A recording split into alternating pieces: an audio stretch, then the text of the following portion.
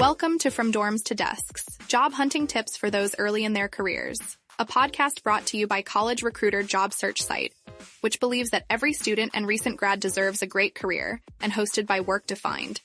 Join our AI co-hosts as they dive into tips, tricks, and insights that will help you land your next part-time, seasonal, internship, or entry-level job. Let's get your career started.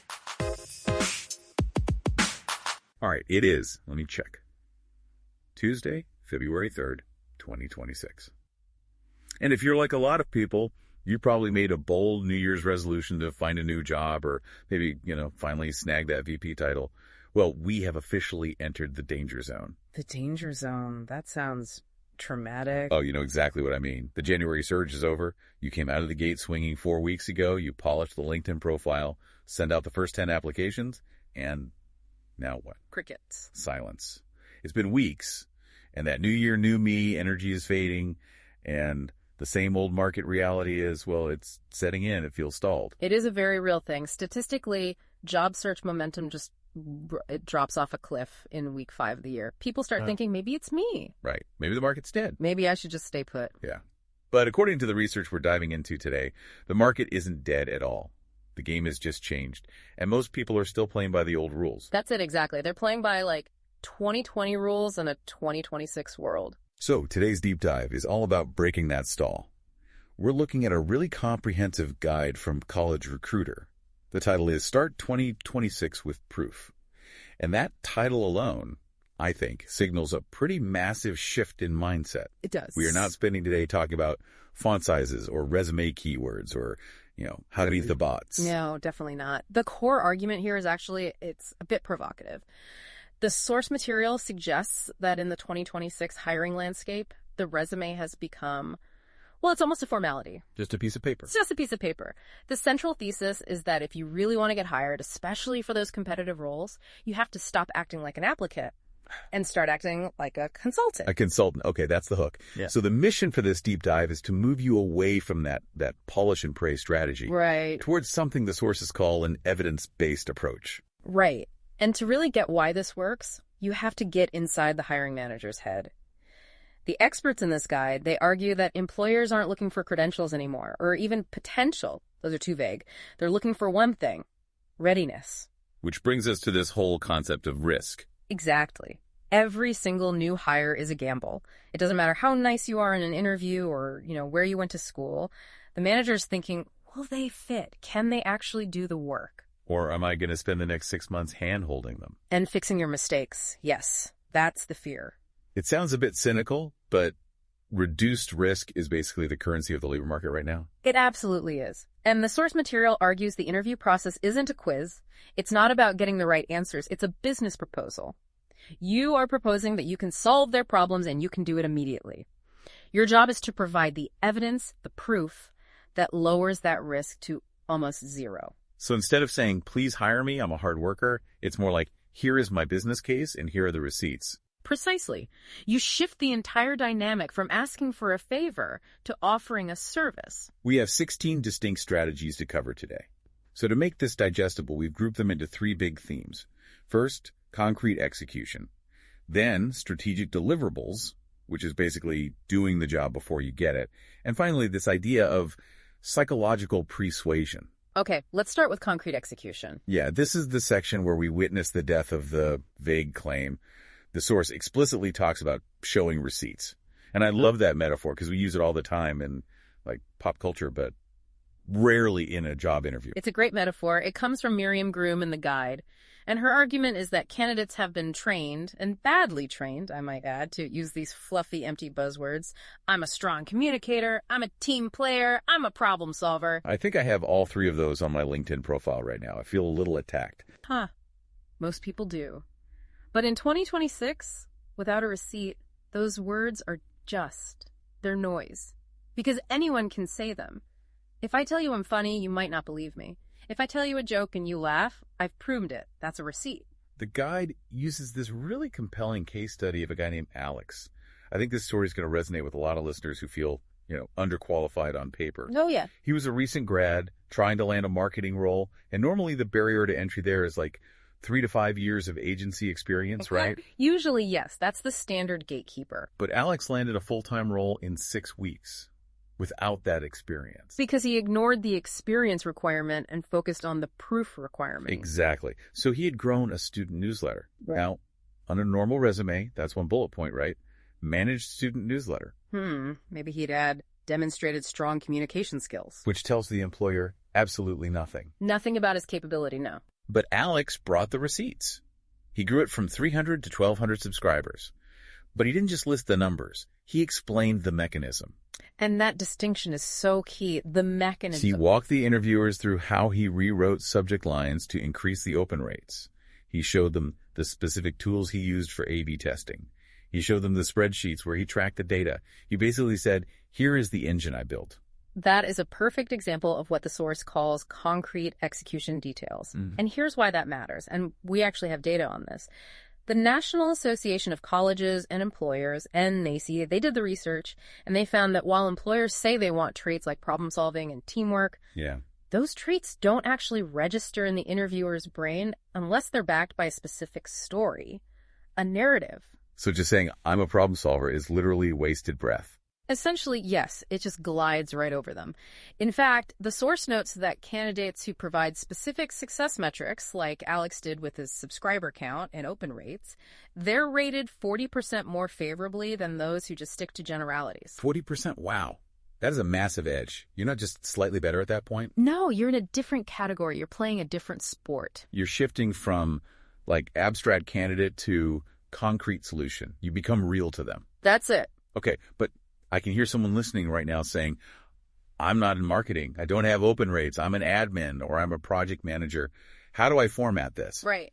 Kimberly Tyler Smith offers this really tactical tool in the guide. She calls it the 10-line skills receipt. I love this format because it forces you to be disciplined. You can use it in a cover letter, a LinkedIn message, or just use it to structure your interview answers. So the formula is problem, what I did, tools, result, and then what I learned. Hey everybody, I'm Lori Rudiman. What are you doing? Working? Nah, you're listening to a podcast about work, and that barely counts. So while you're at it, check out my show, Punk Rock HR, now on the Work Defined Network. We chat with smart people about work, power, politics, and money. Are we succeeding? Are we fixing work?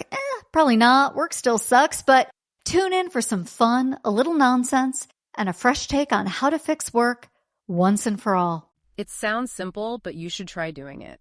It's actually hard because you have to strip away all the fluff. So let's look at the example from the text. Instead of, managed customer service inquiries, which is just a duty, the receipt looks like this. Problem. Response times were lagging at 48 hours. Okay. What I did.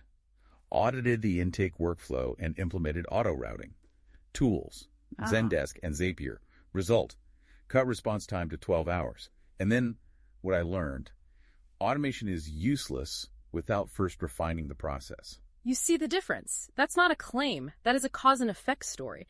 It tells the employer, I identify inefficiencies, I know the tools to fix them, and I deliver time back to the company. It totally transforms you from a passive participant, someone who just answers the phone, to an active problem solver. And that what I learned part at the end, that is the cherry on top. It shows you reflect on your work. It shows you aren't just pushing buttons, you're analyzing the system. That's that consultant mindset we talked about. Which leads us perfectly into our second theme. If the first theme is about describing what you did in the past, this next one is about showing what you will do in the future. We're calling it doing the job before you get the job. This is where we really lean into that risk reduction strategy. Several experts in the guide, Tejal Shampag and Abhishek Shah, they talk about the power of the 30, 60, 90-day plan. Now, I've heard of these for, executive roles, VP of sales, a CEO. Yeah. You bring a plan. But the source suggests this is for everyone now, even mid-level or junior roles. Absolutely. And here's why. The market is just faster now. Companies don't have 3 months to ramp you up. So the idea is to bring a document, physical or digital, that breaks down your first 3 months. Day 30 is usually learn and observe. Day 60 is fix or build. And day 90 is deliver measurable impact. Is this just effective because it shows you're organized? Or is there something else going on psychologically? It's way more than that. It shifts the power dynamic. Right. Tejal Shunpug notes that when a candidate pulls out a 30-60-90 plan, the conversation instantly changes. You stop being the interviewee answering questions about your greatest weakness. Okay. You become an operator discussing strategy. You're suddenly sitting on the same side of the table as them. You're saying, here's how I see the challenges, and here's my plan to tackle them. It answers the hiring manager's biggest secret fear, which is, does this person actually understand what the job is? Exactly. If you show them a plan that uses their terminology and addresses their actual bottlenecks, you've answered that question before they even ask it. Okay, let me play devil's advocate for a second. Isn't there a risk of doing free work or guessing wrong? What if your plan is totally off base because you don't work there yet? That's a valid fear, but the experts argue that being wrong is actually okay. Really? Being wrong is okay? Yes, because even if your specific tactic is wrong, say, you suggest a software tool they hate or a workflow they just got rid of. The fact that you have a plan shows how you think. It lets the hiring manager say, oh, actually, we don't use X, we use Y. And now you're having a real work conversation. You're collaborating, which is so much better than a stiff Q&A where you're just nodding your head. That makes a ton of sense. It's a conversation starter, not a legally binding contract. Now, Colin McIntosh takes this idea and he dials it up to 11. He suggests the unasked for project. Ah, yes. The high risk, high reward play. Yeah, the idea is you come to the interview with a fully baked project, not something they asked for, something you did in your spare time just because you were researching the company. McIntosh notes that this signals values that are almost impossible to screen for in a normal interview. Things like autonomy, motivation, real curiosity. And if you've already done work for them, it helps the team visualize you as a coworker. You're not an outsider anymore. You're the person who fixed that workflow dilemma or proposed that new marketing angle. And it can be small, too. For an operations role, maybe you noticed a broken link on their intake form, you fix it, or you propose the fix, you show up as the solution. And George Fironov adds a really important nuance here about real output. He says, don't just bring a polished, perfect PDF. Bring the messy stuff. The messy stuff. Yeah, especially for tech or remote roles. Bring the Notion docs, the GitHub repository. Record a Loom video where you walk through your logic. He argues that in a modern work environment, employers care more about your process, how you prioritize, how you troubleshoot, than just seeing a glossy final image. That is such a good point. A Loom video where I explain why I chose a certain design or how I debugged a code block.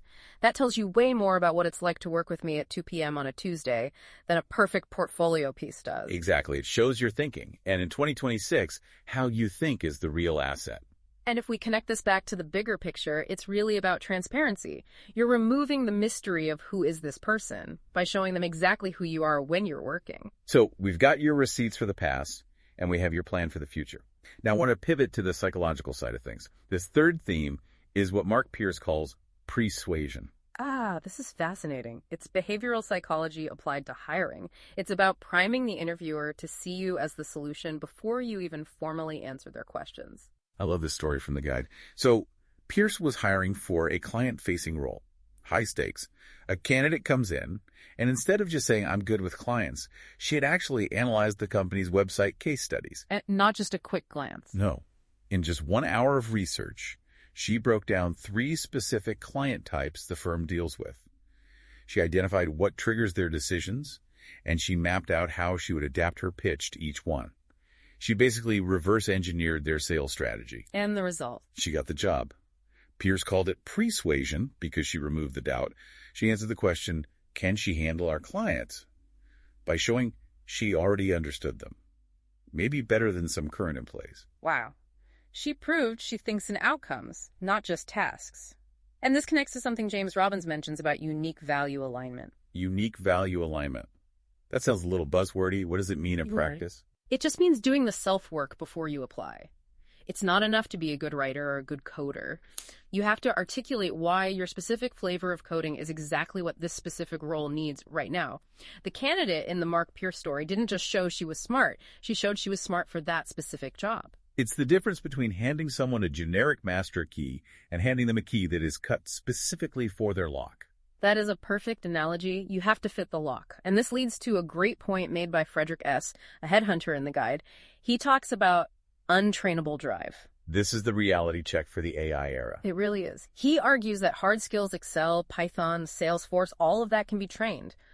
or automated, or outsourced. But drive, curiosity, loyalty, you cannot teach that. You can't teach someone to give a damn. Exactly. And when you do this level of research, when you bring a project or a client analysis, you are signaling that untrainable drive. You're showing you care enough to do the work before you're on the payroll.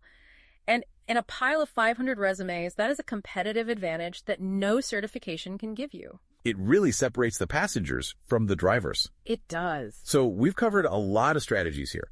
Receipts, plans, unasked for projects, persuasion. But how do we actually deliver this stuff? We can't just walk into an interview and dump a backpack full of papers on the table and say, "You're welcome." No, please don't do that. That would be too much. This brings us to our final theme, the readiness portfolio. Milos Eric suggests creating a dedicated asset for this.